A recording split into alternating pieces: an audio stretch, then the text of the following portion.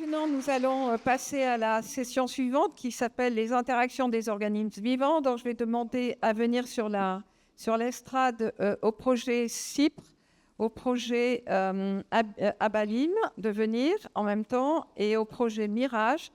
Et ensuite,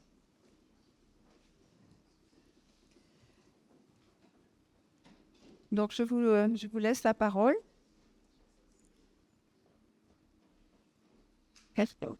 Qui c'est qui est parti avec l'entité? Alors, tenez. C'est ça. Oui.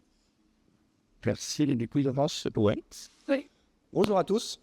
Donc, pas évident de passer derrière l'exposé de Christophe, mais l'avantage et peut-être aussi le défi, c'est que j'ai qu'une douzaine de minutes pour maintenir votre attention.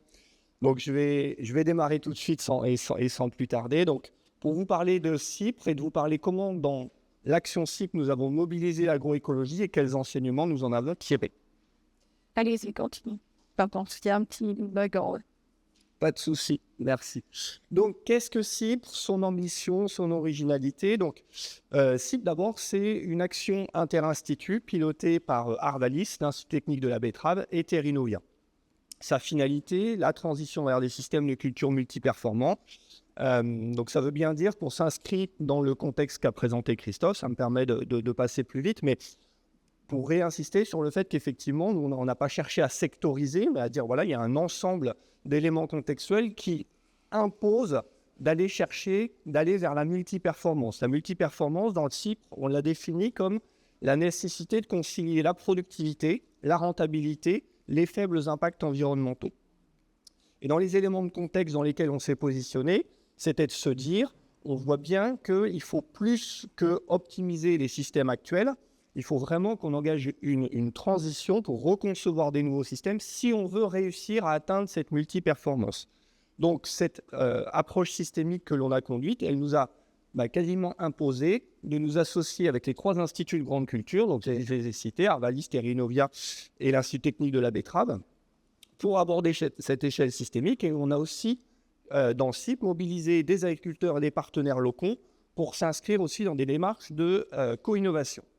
Donc, CIPRE, c'est 3 volets de travail, donc des plateformes d'expérimentation de systèmes de culture innovants, un observatoire des pratiques des agriculteurs et un suivi de réseaux d'agriculteurs que l'on a décliné dans 5 territoires que vous voyez ici. Donc, les limons profonds de Picardie, les terres de craie de Champagne, les coteaux argilo-calcaires du Lauragais, les terres humifères du Béarn et les sols argilo-calcaires du Berry.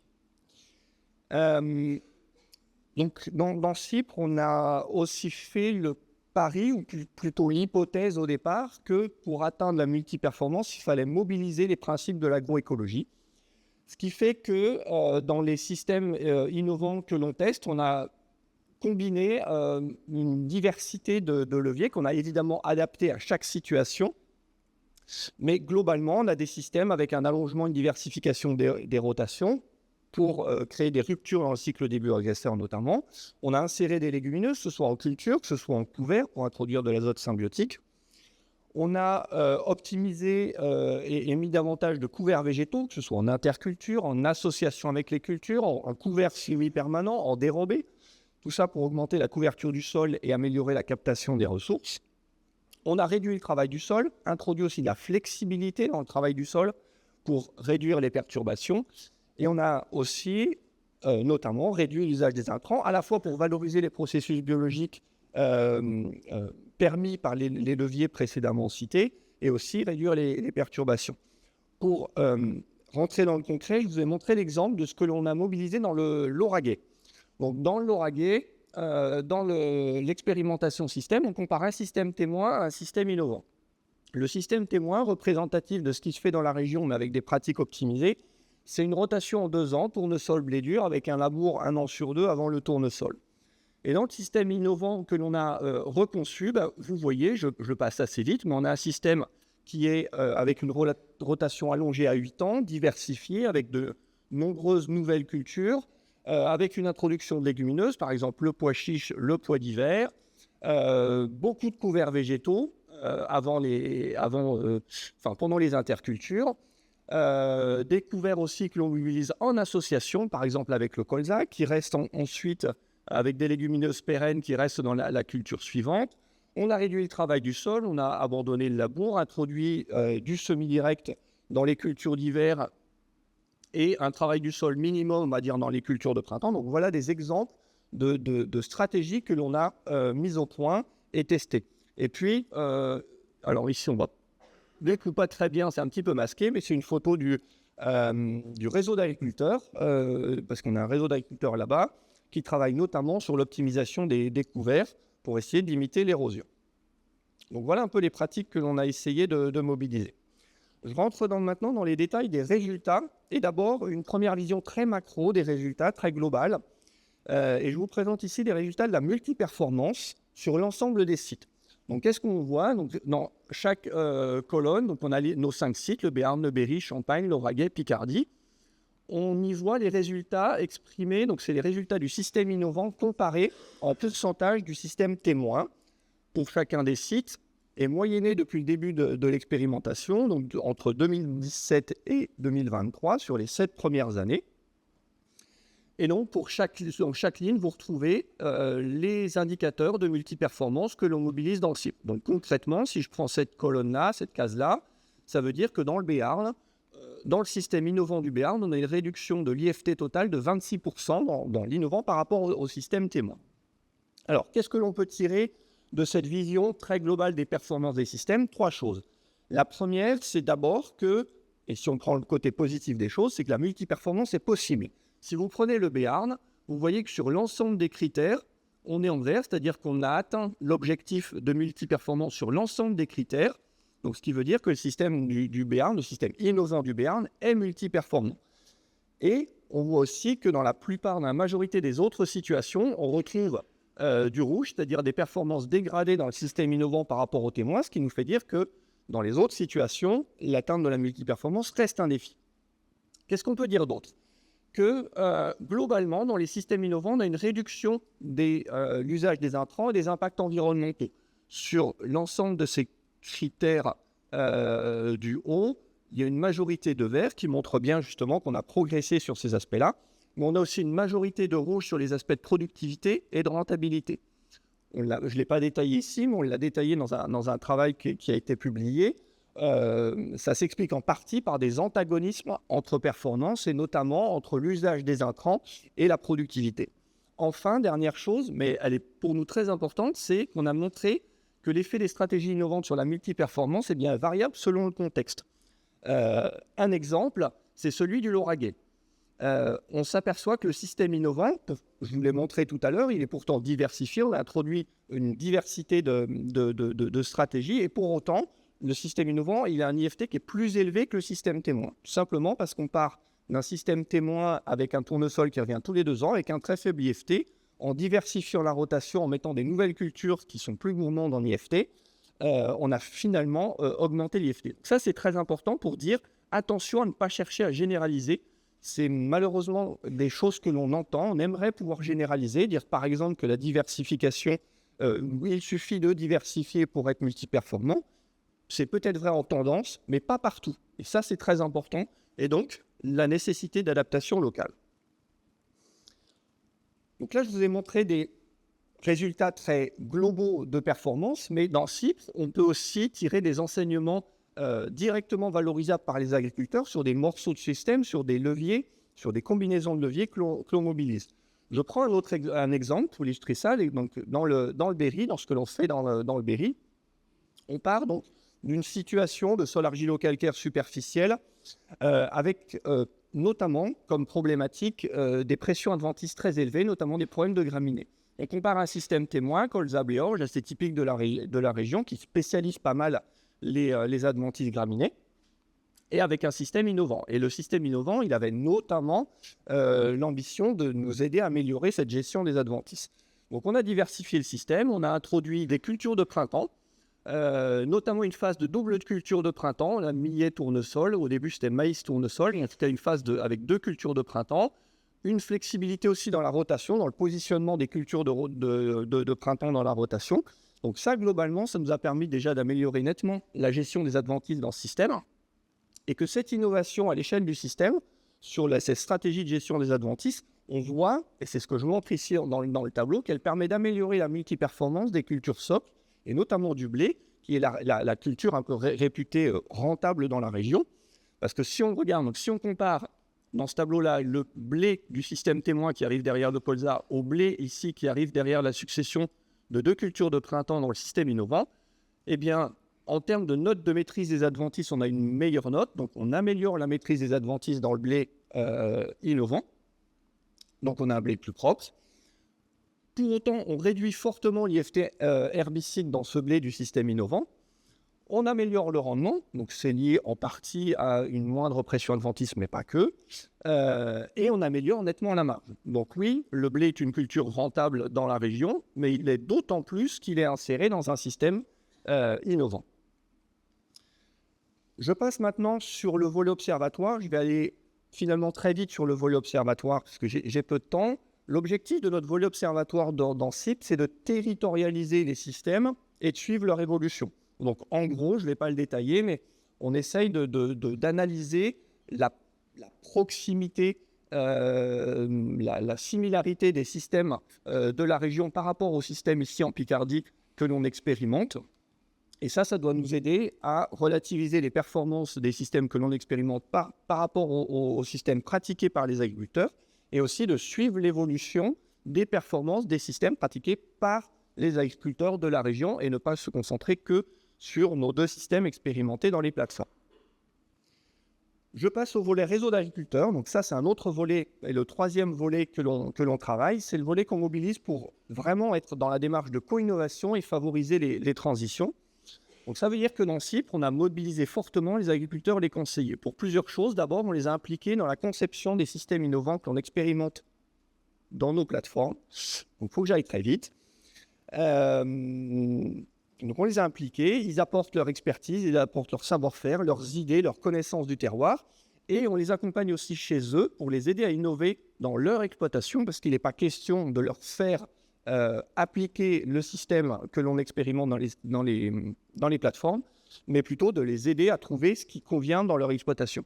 Et comme on ne touche finalement que quelques agriculteurs, dans CIP, on s'est attaché avec eux à travailler, à développer des outils d'accompagnement des transitions pour justement pouvoir démultiplier la démarche et massifier la démarche et donner ces outils pour que d'autres conseillers, d'autres agriculteurs puissent les mobiliser, notamment des outils de type tableau de bord que l'on a développé dans le projet outillage et Transisol. Je n'en dis pas plus, il faut que je conclue.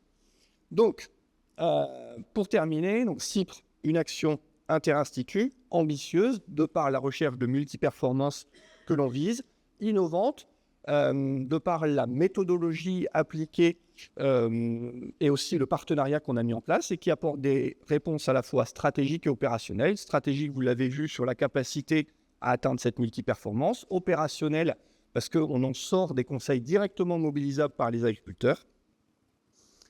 Cette action CIPRE, elle nous a permis de montrer que l'agroécologie, d'abord, elle confirme son intérêt pour atteindre la multiperformance, c'est-à-dire qu'on a, avec les systèmes innovants, un progrès vers la multiperformance, et néanmoins, ça reste un défi dans beaucoup de situations. CIPRE nous montre aussi que l'agroécologie ne peut pas être mise en œuvre avec une recette généralisable, ça c'est très important et je souhaite vraiment insister là-dessus, elle nécessite un accompagnement à la mise en œuvre locale. Et en 2 mots, les suites pour CIPRE, puisque CIPRE continue, donc on souhaite continuer à innover, notamment là, on n'a pas encore réussi à atteindre la multiperformance, on va essayer d'aller chercher un peu plus d'innovation, à évaluer les systèmes sur le long terme, puisque l'effet des stratégies que l'on a mobilisées, certaines s'expriment et vont produire leurs effets sur un très long terme. Donc il faut qu'on suive encore sur le long terme, et puis renforcer aussi les réseaux d'agriculteurs et l'observatoire. Et aussi, on souhaite élargir à d'autres travaux systémiques des instituts, à d'autres travaux sur la multiperformance pour alimenter encore plus la réflexion. Donc je vous invite à aller sur le site CIP pour avoir plus d'informations, et je vous remercie pour votre attention. Merci beaucoup. Donc, nous allons passer au projet de Abalim, qui est porté notamment par l'Astre d'Or. Et donc, c'est Angelos Drouino qui va vous présenter son projet. Merci d'essayer de tenir 12 minutes. Merci pour votre invitation. Mesdames et messieurs, bonjour. Comme ça a très bien dit Véronique, donc, je suis Ange Lost de l'Institut Astrodor. Je viens du Sud et j'ai le plaisir de vous rapporter les avancées. Excuse-moi, donc ça, c'est ici, c'est correct, c'est la touche la plus élevée, c'est celle. Voilà. Donc, en effet, j'ai le plaisir de vous rapporter les avancées donc, sur la conservation d'auxiliaires dans des cultures horticoles et maraîchères. Nous sommes 5 partenaires dans ce projet intitulé Abalim. Astrodor, CTFM, Grabinra, Planète Légumes, Fleurs et Plantes. Et nous nous sommes associés dans le but de sélectionner des habitats et des compléments alimentaires pour maintenir cette faune auxiliaire, améliorer la protection biologique et veiller à la faisabilité économique de ce nouveau concept. C'est avec une joie toute particulière que j'ai porté ce projet. Je suis dans la protection biologique intégrée depuis 2000 et en fait, il y a une dizaine d'années, je croyais à ce projet qui fait d'autant plus écho, si j'ose dire, à mon nom, compte tenu que son origine étymologique est hostellerique, qui veut dire tout simplement que mes aïeux devaient proposer le gîte et le couvert aux voyageurs de passage dans les Pyrénées. Excusez-moi. Alors en effet, comme nous le savons tous, ce sont les aléas climatiques qui impactent fortement les équilibres biologiques dans les cultures. Ce sont généralement les amplitudes thermiques et notamment les chutes d'hygrométrie qui, en effet, gênent la prospection de la faune auxiliaire. Et en effet, dès lors que nous avons ces déséquilibres, eh bien, ce sont les ravageurs qui prennent le dessus. Et en effet, nous constatons que ces organismes utiles ne se maintiennent pas ou disparaissent. Et c'est comme ça que nous avons fait l'hypothèse qu'il fallait donc recréer des refuges, voire apporter des compléments alimentaires pour qu'ils se maintiennent. Parce qu'en fait, dans nos stratégies qui sont basées essentiellement sur des lâchers d'auxiliaires, eh bien, le coût de cette lutte biologique ne cesse d'augmenter. Alors voilà, en effet, c'est particulièrement difficile, notamment avec des ravageurs tels que celui que je vous rapporte ici.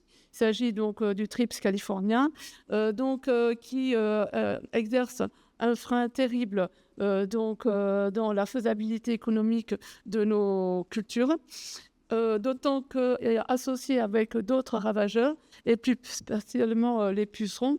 Donc, nous sommes dans l'impossibilité, bien souvent, de protéger nos cultures tout en veillant au maintien des auxiliaires.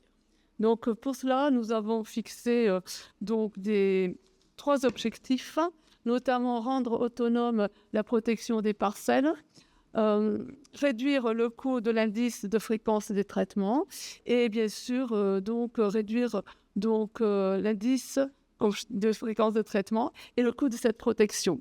Donc tous les résultats, les références acquises dans ce projet, nous avons fait en sorte déjà de les diffuser en cours de projet. Cela continue par maintenant les réseaux de transfert en entreprise. Donc nous avons pour cela basé nos travaux sur 4 stratégies, sur des cultures dont la transversalité des résultats est possible, compte tenu qu'ils réunissent les mêmes cibles parasitaires. Il s'agit de la rose fleur coupée, il s'agit également de l'aubergine en agriculture biologique, du fraisier en hors-sol pour les problématiques, comme je disais, trips et pucerons. Pucerons que l'on retrouve dans des cultures extérieures, notamment le rosier paysager, qui rentrent donc dans nos études, qui sont basées sur des systèmes, on va dire, avec des approches factorielles. C'est donc là-dessus qu'en effet, le CASDAR et Valor ont financé nos travaux. Donc, en effet, nous avons pensé à des leviers du type habitat et compléments alimentaires. Concernant les habitats, nous avons des matériaux d'origine naturelle. Ce sont des causes de sarrasin, le broyat de chanvre et de miscanthus. Il y a également, chose originale, la laine de brebis. Concernant des compléments alimentaires ou voire des habitats, nous avons des plantes de service, notamment le laurier thym, la lys maritime, le Sorbaria sorbifolia, la grande aunée. Et en apport extérieur, nous avons donc étudié le pollen de Typha angustifolia, en l'occurrence le produit Nutrimite, et également donc, le lâcher de proies de type acarien, que sont les Thyréophagus entomophagus. Durant donc, les 2 premières années du projet, nous avons étudié chacun indépendamment les leviers. Et l'idée, c'est qu'à l'issue du projet, nous puissions combiner les leviers qui apportaient les résultats les plus performants en donc, reconstituant un habitat et des compléments alimentaires. Donc, les résultats, eh bien, tout simplement concernant la rose de fleurs coupées, nous avons constaté que le fait de combiner les causes de sarrasin avec les fameuses proies, nous avons reconstitué donc en effet un habitat au pied des rosiers, retrouver les acariens prédateurs des thrips, des aleurodes, des tétraniques qui donc sont dans l'habitat, mais aussi qui prospectent bien sûr sur le végétal, et notamment dans les strates poumons, dites basses, et également dans les strates hautes, dites récoltes, là où justement, bien sûr, le rosieriste va réaliser son chiffre d'affaires. Cela veut dire que nous avons réussi à recréer un couloir écologique en 2 dimensions, tant donc vertical qu'horizontal, c'est-à-dire que, comme vous pouvez voir, il pourrait prospecter à la fois en bas comme en haut, et permettant donc la protection donc, de cette culture qui est quand même très complexe, compte tenu qu'il n'y a pas de vide sanitaire dans une serre de roses. Donc, nous sommes ravis d'avoir pu retrouver ces organismes qu'on avait introduits, mais également une faune auxiliaire, et notamment des auxiliaires qu'on ne retrouvera jamais dans les sociétés d'élevage. Donc, à l'issue d'une année d'expérimentation, nous avons réussi à commercialiser 98% des récoltes, notamment dans des périodes à haut risque. Nous avons réussi à réduire de manière drastique l'indice de fréquence de traitement, arrivant jusqu'à 30. Et ensuite, même si nous avons réussi à réduire les lâchers, cependant, de par l'introduction donc, de cette combinaison de leviers agroécologiques, nous avons une augmentation du coût. Je passe. Des résultats similaires et tout aussi encourageants ont été obtenus dans la culture d'aubergines en agriculture biologique, à savoir que les organismes utiles, nous les avons bien retrouvés dans la combinaison cos de sarrasin et proie, tant dans l'habitat lui-même, que cette population, nous l'avons retrouvée donc dans la strate végétale haute, nous permettant donc de mieux contrôler les tétraniques, comme c'est indiqué sur donc, la graphique que vous pouvez voir ici, donc, avec dans le témoin une pression donc, tétranique particulièrement élevée, notamment en été, compte tenu que nous avons des chutes d'hygrométrie dans ces cultures. Je dois préciser que jusqu'à présent, ce sont des systèmes en production. Là, donc, je vous rappelle, rapporte un résultat issu directement donc, de Château-Renard, à côté de Saint-Rémy-de-Provence. Donc, ces populations d'auxiliaires, nous avons pu les avoir au printemps. On peut voir que dans la partie cause de sarrasin, notamment la dynamique qui est en rouge au-dessus, nous avons une population significativement plus élevée que dans les témoins. Là aussi, dans cet agrosystème, donc avec cette intégration des leviers agroécologiques, eh bien, la faune auxiliaire s'est invitée et nous a permis de contrôler les autres ravageurs, notamment plus particulièrement avec la présence de la punaise prédatrice Macrolophus. Autre résultat très encourageant, c'est concernant donc, la protection des fraisiers en hors-sol. Il s'avère que là, l'usage donc d'une plante de service qui est la lisse maritime, intégrée dans l'agrosystème, nous a permis donc d'augmenter de manière significative dès le début donc, de l'itinéraire la population d'auxiliaires que vous voyez en vert, semaine 12, qui donc n'a cessé d'augmenter au milieu du printemps avec justement des différences toujours significatives, très élevées, et qui a perduré ceci jusqu'en juin. Ce qui nous a permis donc de protéger la culture, notamment des attaques du Thrips californie. Il s'avère que le fait d'installer ce type de plante est facile et relativement peu coûteux, comme donc vous pouvez le voir, de l'ordre de 11 centimes d'euros du mètre carré. Toujours pour rester donc dans la culture de la fraise en hors-sol, eh bien donc là, c'est avec une autre stratégie, celle qui consiste à maintenir la punaise prédatrice du Thrips californien, mais aussi des pucerons, à savoir Orius levigatus.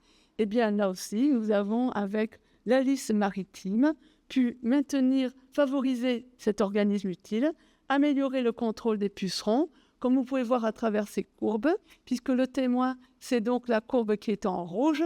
Vous avez donc la pression des pucerons qui ne cesse d'augmenter jusqu'au 56e jour, alors que pour donc, les dynamiques que vous voyez en vert et également en rose, là où justement on retrouve notre levier Alice maritime, eh bien, nous sommes arrivés à contrôler totalement les pucerons.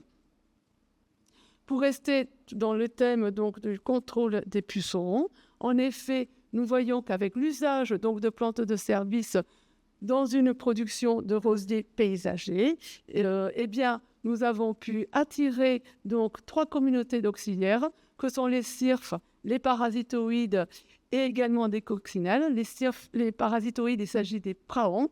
Et le fait donc de rapprocher à 60 cm ces plantes de service, eh bien, en effet, on a une installation bien plus précoce de ces organismes utiles. Il s'avère que dans ce système, nous n'avons pas utilisé de produits phytosanitaires et donc nous avons une production de qualité à un coût qui est d'ordre de 4,45 €. Donc le constat est très encourageant à l'issue de notre projet à Baline, compte tenu que nous avons réussi à conserver la faune auxiliaire, nous l'avons augmentée, nous avons diversifié avec des organismes indigènes qu'on peut retrouver par ailleurs et qui s'implantent de manière spécifique. Nous avons réussi à maintenir la qualité et les rendements, réduit de manière drastique donc l'utilisation des pesticides, mais également si nous avons réussi à réduire les lâchers. Cependant, pour des agrosystèmes à forte valeur ajoutée, le coût est augmenté.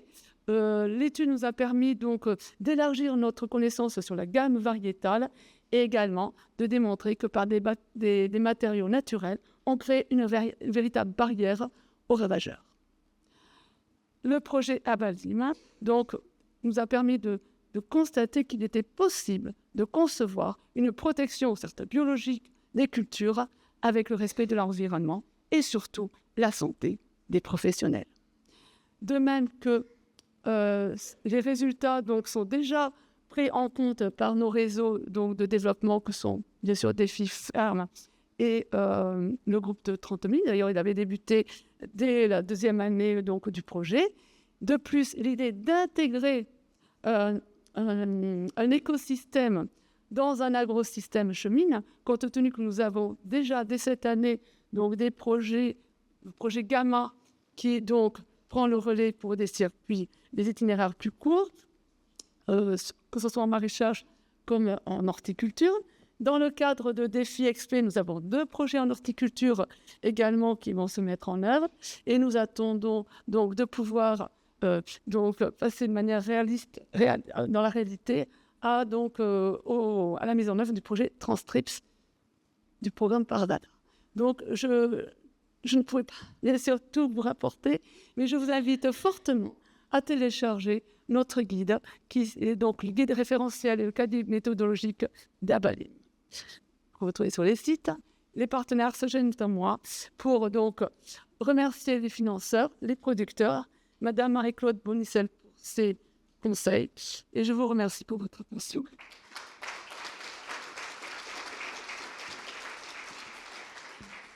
Merci beaucoup, Ange. Donc, on va passer à la dernière au dernier projet de cette session, présenté par Jean-Michel Ricard du CTIFL. Donc, bonjour à toutes et à tous. Moi, je vais vous parler d'un projet technologique. Donc, on va être assez focus, en fait, puisqu'il s'agit, en fait, de travaux sur la régulation naturelle des ravageurs. Des cultures qu'on a essayé de mieux observer à travers des travaux sur comment quantifier cette régulation et à travers un projet technologique à différents outils. Dans ce projet, en fait, les ravageurs sont relativement divers puisqu'on voit que le partenariat est large. C'est un projet qui avait été en fait au départ réfléchi, initié à travers l'action thématique transversale inter-institut sur la biodiversité. Et ça concerne aussi bien les cultures cidricoles avec l'IFPC, la vigne, l'IFV, les cultures ornementales, l'Astrodor, Arvalis, les grandes cultures et les cultures arboricoles, le CTIFL. Des partenaires INRAE et lycée agricole du Carpentras dans le Vaucluse, on faisait partie du projet. Et puis 2 sociétés de technologie, on va dire, la société Adansi qui est spécialisée dans l'imagerie embarquée, et puis la société Wipsy dans l'analyse d'images. Donc en fait, ce projet, il est parti du constat, quand on travaille sur la régulation des bioagresseurs, et qu'on veut favoriser la lutte biologique par conservation, c'est-à-dire un peu la voie du milieu sur ce schéma, d'un manque d'outils et d'indicateurs pour vraiment comprendre les mécanismes, observer la disparition des ravageurs, observer la prédation et le parasitisme. Donc tous ces événements-là qu'on essaye de mieux mesurer, de mieux quantifier pour comprendre les mécanismes qu'il y a derrière, aussi bien à l'échelle parcelle qu'à l'échelle du paysage. Et ce manque d'outils, c'était quelque chose qui a fédéré, je dirais, les partenaires du projet pour un objectif de développement. Un premier objectif, c'était de développer un outil de vision, une caméra, pour essayer de mesurer l'activité des ennemis naturels à proximité immédiate des ravageurs, identifier de nouvelles relations trophiques, comptabiliser ou mettre en évidence l'activité des ennemis naturels. Le deuxième objectif, c'était d'identifier les ennemis naturels en question, en jeu, dans les régulations. Et puis, bien entendu, le troisième point, c'était de mettre à l'épreuve ces outils dans différentes situations. Donc on a travaillé, le premier grand volet a été d'élaborer un prototype de caméra qu'on appelle une caméra macro à partir d'un préexistant. Et dans notre cahier des charges, on voulait un outil qui soit un outil de terrain, et on a abouti avec une assez longue procédure un peu d'aller-retour entre le labo, des tests en labo, etc., sur le terrain, à un prototype de caméra qui ressemble à ce que vous avez sur la photo, avec la possibilité d'observer de près en position macro, plutôt ciblée sur des insectes au champ. C'est un outil qui en fait va déclencher de manière sélective par analyse d'image au moindre mouvement à l'intérieur d'une zone qu'on appelle un masque, qui correspond sur la photo de droite à la zone détourée par la ligne rouge. Et tout mouvement à l'intérieur de cette zone, en fait, qui constitue là une barrière de franchissement, permet de déclencher de l'enregistrement vidéo. Et il y a également un deuxième capteur, qui est un capteur photo, qui permet de faire des photos haute définition, de façon à pouvoir ensuite générer une analyse d'image derrière et d'associer à la fois la vidéo et la photographie. Et ce capteur, il est très sensible. On peut régler en fait, la sensibilité de cette zone de masque de façon à trouver des compromis entre le nombre de déclenchements et la captation en fait, des événements sur le terrain. Et on voit son positionnement ici dans un verger où on a une tête capteur, un boîtier d'acquisition et une batterie d'alimentation. Et donc en fait ça nous a permis un exemple d'image avec cet outil, de pouvoir détecter de façon assez macro de l'ordre des insectes en mouvement de l'ordre du millimètre.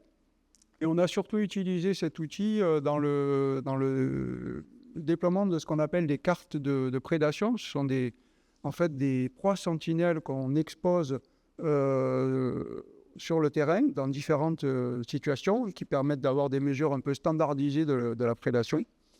Et les proies sont fixées voilà, sur un support. On peut exposer ces proies au sol, sur des troncs d'arbres, aussi bien le jour que la nuit. Et comme on peut le voir sur la vidéo de droite, on voit un forficule qui est en train de consommer des pucerons collés sur une carpe.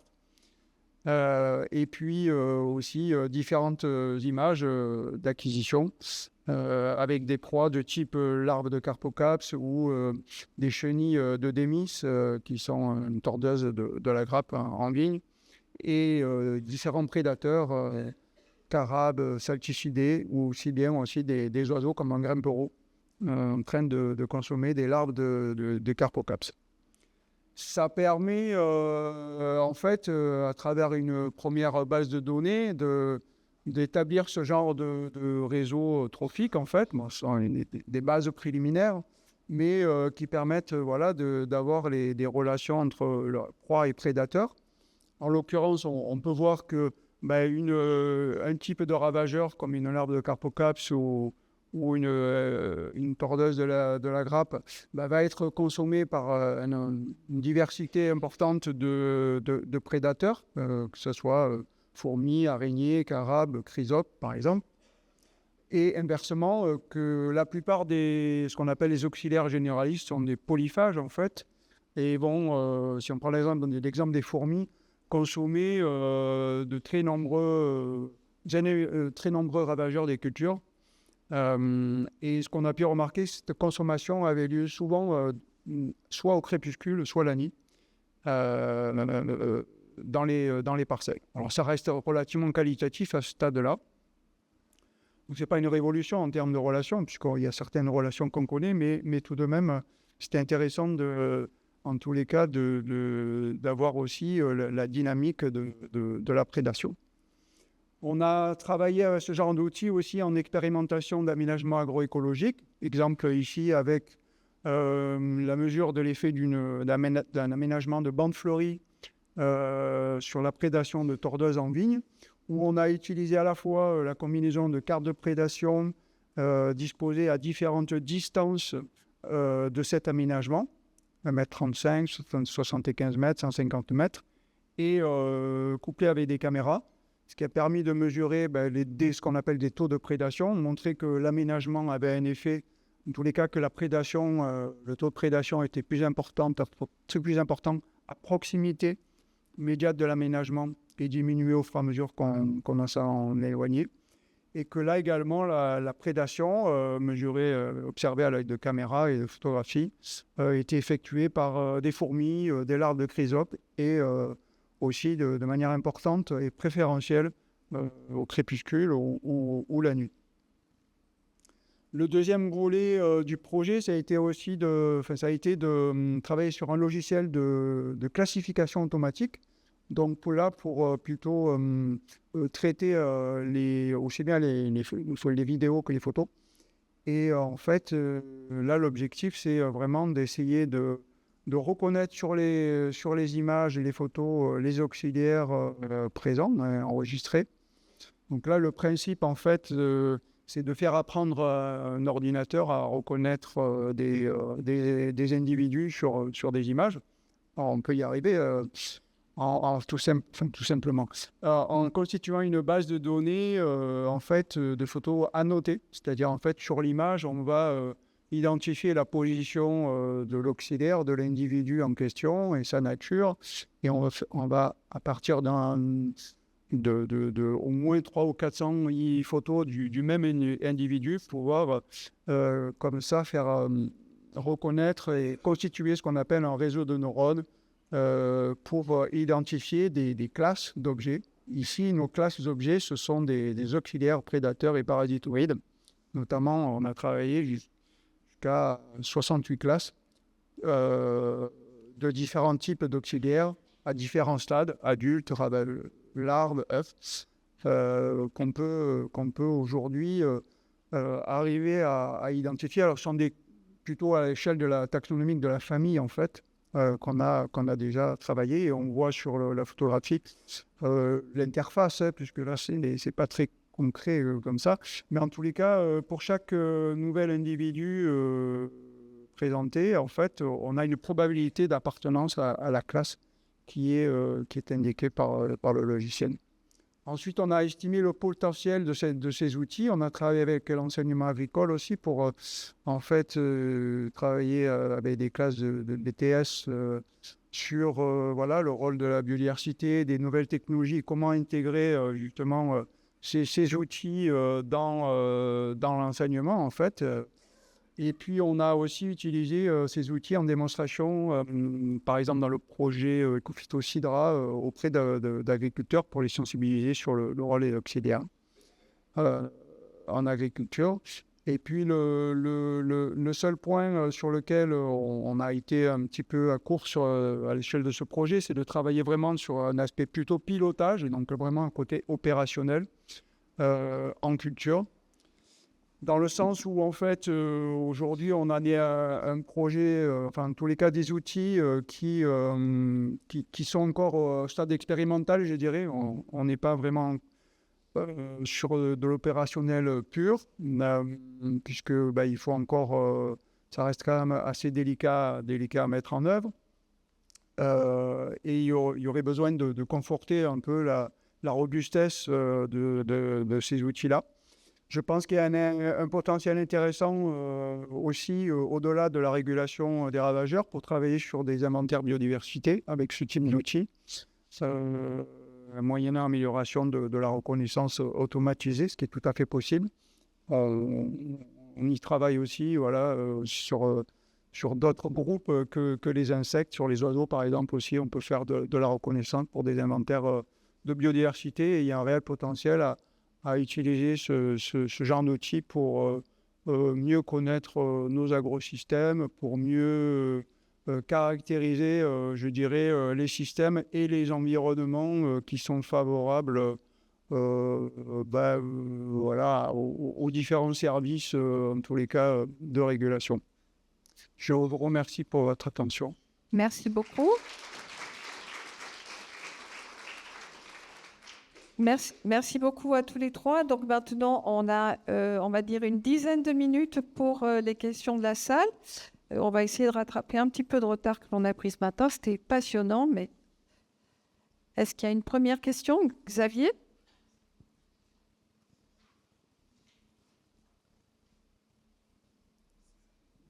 Merci beaucoup. J'ai une question pour Stéphane. Dans la présentation, on a vu qu'il y avait un certain nombre de performances sur lesquelles CIPRE montrait des avancées certaines et puis des limites, notamment sur les critères économiques. Est-ce que dans l'analyse, il y a une prise en considération des marges de progrès qui permettraient que ce que vous avez observé comme étant une limite au temps zéro soit demain quelque chose qui redevienne acceptable ou même positif ? Je pense notamment le choix variétal n'est pas nécessairement le plus adapté à des processus agroécologiques. Est-ce que demain, si on a des variétés plus résilientes, plus robustes, adaptées au système que vous avez mis en place, est-ce qu'il y a une marge de progrès qui est telle que l'on peut penser que ce qui était des limites disparaissent ? Oui, merci beaucoup pour la question. Alors, un premier élément de réponse, c'est que là, je suis passé très vite et j'ai fait des moyennes, mais on a évidemment regardé les trajectoires. Et quand on regarde les trajectoires, on s'aperçoit que, par exemple, dans le système du Berry, en moyenne, il n'est pas encore aussi rentable que le système témoin. Par contre, on a fait pas mal de progrès, de mise au point, parce qu'on est là aussi pour mettre au point ces nouveaux systèmes qu'on découvrait au début de l'expérimentation. Et là, depuis les 2-3 dernières années, le système du Berry, il est innovant, il est au moins aussi rentable que le système témoin. Donc déjà, on a cette notion de trajectoire qui permet de ramener du positif. Et puis, effectivement, pour les autres systèmes, c'est pour ça que j'ai parlé d'aller chercher encore davantage d'innovation, parce qu'on n'y est pas, y compris en trajectoire. Du coup, ça nous incite à aller chercher d'autres éléments. Alors, peut-être des nouvelles variétés mieux adaptées, mais sans doute une combinaison d'autres choses pour essayer d'atteindre cette multiperformance et notamment la performance économique. Ouais. Merci. Jean-Marie Sironi, agroéconomiste et Académie d'agriculture, responsable de la section économie et politique. Je poursuis la même question. Comment les agriculteurs expérimentateurs qui travaillent vivent le fait qu'il il y a des progrès environnementaux et que sur l'aspect de l'efficacité économique ou l'efficacité énergétique, on calcul d'énergie, en gros, à part dans le système très particulier des sols de la vallée de l'Adour, ça donne pas de résultats. Et ma deuxième question, elle portait sur l'exemple que vous avez montré sur le blé, où donc là, on compare une année, en comparant une rotation blé sur blé, comparativement à une rotation sur 8 ans, où je crois qu'il y a 2 blés dans la... est-ce qu'il ne vaudrait pas mieux comparer sur la moyenne de marge à l'année, quoi ? Enfin, la moyenne de marge sur la rotation, que toujours raisonner à l'année. Alors, du coup, je prends tout de suite cette question-là. Alors, en fait, on a toutes les cultures de tous les systèmes présentes chaque année. Donc, en fait, c'est bien une moyenne du blé, de tournesol du système innovant comparé à la moyenne du blé de colza du système témoin. Ils sont là tous les ans.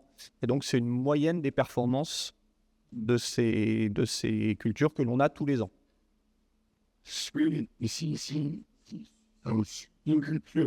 Très pénalisante. Économiquement, j'ai pas intérêt. J'ai un flou dans l'analyse économique, là. Alors, tout à fait, mais c'est pour ça qu'il nous faut évidemment l'analyse économique à l'échelle du système, puisque c'est ça l'important. Mais là, on voulait faire un focus pour illustrer que on tire aussi des enseignements. Alors, l'enseignement économique à l'échelle de la culture est peut-être pas le plus intéressant, c'est un exemple, mais on arrive à tirer c'était pour dire qu'on arrivait à tirer des conclusions, y compris à l'échelle de culture ou de morceaux de système. Voilà. Sur l'appropriation et la réaction des agriculteurs, en fait, eux d'abord sont tiraillés par l'envie de répondre aux injonctions de réduction de l'usage des intrants, de moins d'impact environnementaux, mais aussi de vivre de ce qu'ils font. Donc, ils sont très intéressés, ils suivent très attentivement les avancées. Ils apportent beaucoup dans la recherche d'amélioration. Par exemple, je citais le Berry, qui est un système qui a beaucoup progressé, y compris sur l'aspect économique, en particulier parce que les agriculteurs ont été très force de proposition, n'ont pas eu peur au début de nous aider à imaginer un système qui était très en rupture par rapport au système très simple colza-blé-orge, et ils nous ont aidés notamment avec ces notions de flexibilité. C'est beaucoup eux qui ont insisté pour qu'on introduise de la flexibilité dans le choix et de positionnement des cultures, ce qui nous permet aujourd'hui de progresser vers la rentabilité de ce système. Et c'est ce qui les motive de voir qu'on a des trajectoires de progrès. Il y avait une autre question ? Micro arrive.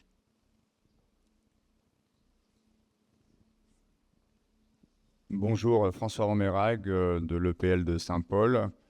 Nous, on a travaillé sur les haies et j'avais une question de compréhension pour les roses. C'est quoi un rosier paysager pour vous ? Et je voulais vous dire que justement, dans l'art des jardins créoles, eh bien, on a l'habitude de planter des alices maritimes au pied des rosiers, justement. Donc, pour cette coïncidence assez amusante. Ensuite, c'est pour Monsieur Ricard. Ça m'intéresse beaucoup, votre système de comptage par des caméras haute définition. Je voulais savoir quel était à peu près le budget de ces caméras, car c'est un peu le nerf de la guerre aussi pour tout. Et ensuite, je voudrais savoir si le logiciel, vous pouvez nous le confier, si on peut l'utiliser, s'il est libre de droit, et si on peut télécharger des reconnaissances d'auxiliaires tropicaux dessus. Voilà, merci. Excusez-moi, donc vous disiez concernant la lisse maritime. La lisse maritime est une plante dans les jardins créoles qui est utilisée pour être plantée au pied des rosiers, notamment des fameux rosiers de Bourbon de l'île de la Réunion. Et donc, c'est pour ça que je trouve ça très amusant que vous ayez utilisé cette plante, parce que le hasard fait vraiment bien les choses. Ouais, bon, très bien, parfait. Donc, en effet, on a ça, c'est nourricier donc, pour des acariens prédateurs, que pour donc, des parasitoïdes et des insectes, comme vous avez pu le voir, le rus, on peut retrouver macrophytes. Donc, c'est parfait. J'ai rien à compter. Quelle est la définition d'un rosier paysager ? Parce que je suppose que c'est pour faire la différence avec rosier fleurs coupées. Alors, le rosier fleurs coupées, nous avons fait en effet ce type d'introduction, mais ça favorise trop le TRIPS. Tant que c'est en extérieur, ça va très bien, il y a un équilibre biologique qui va se créer, mais sous serre, en fait, même si la punaise aureus se maintient bien sur cette plante sous serre, le TRIPS est également présent, Et en fait, il peut y avoir des risques de déséquilibre. Nous avons pu le vérifier au bout d'un mois, disons, de suivi de cette plante de service. Donc, nous, concernant le rosier fleur coupée, dans nos conditions, nous ne conseillons pas des plants de service parce que la problématique TRIPS étant tellement forte et qu'il suffit d'avoir sur 100 points d'observation, ne serait-ce qu'un individu, vous avez un déséquilibre qui va se créer et vous risquez de perdre beaucoup de récoltes. Donc, on déconseille des plantes de service dans des cultures de roses fleurs coupées. Merci Ange. La question suivante à M. Ricard. La liste maritime, il y en a plein dans le sud de la France aussi, elle est à semi-naturalisée. Pour répondre à la question, du coup, la caméra, l'idée c'est de mettre au point un outil pas trop coûteux parce qu'on peut faire des projets un peu pharaoniques. C'est la société Atlantique qui la commercialise, donc moi je n'ai pas vraiment les niveaux de tarifs, mais la volonté c'était d'avoir quelque chose qui soit entre 200 et 300 euros environ pour la partie caméra, quoi. Ensuite, pour le logiciel de classification, en fait, je pense que les performances vont être très variables selon les contextes aussi. Et je pense qu'il y aurait sûrement un travail. Ça reste quand même un outil où il faut faire de l'amélioration en continu. Et je ne suis pas certain qu'on puisse avoir quelque chose de directement utilisable, opérationnel dans les contextes de vos cultures. Donc ça, il faudrait vraiment le tester avant pour vraiment faire des jeux de test en fait, pour avoir un peu les niveaux de sortie, de qualité de ce qu'on est capable d'identifier. Et ça, on peut en parler en aparté. Merci. On a une question sur le chat. Solène ? Oui, alors une question pour Stéphane. Est-ce que la diversité végétale à l'échelle paysage a-t-elle été étudiée dans les différents terrains d'expérimentation ?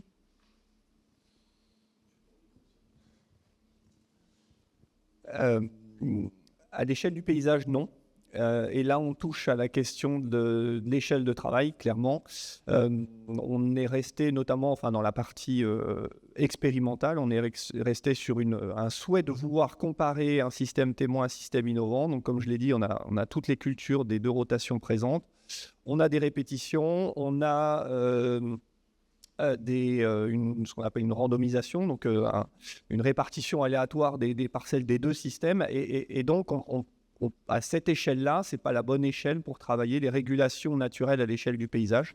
Donc voilà, on ne l'a pas fait parce qu'on n'a pas la bonne échelle pour le faire. Et c'est vrai que c'est des sujets qu'on traite par ailleurs. On a d'autres projets, je pense au projet R2D2 où on a des approches territoriales, mais du coup, elles ont d'autres contraintes et elles ne nous permettent pas aussi facilement de comparer des systèmes, et notamment un système témoin et un système innovant. Donc voilà, il y a une difficulté d'échelle qu'il faut aussi gérer. Est-ce qu'il y a d'autres questions ? Non. Donc, on vous remercie encore une fois pour vos présentations.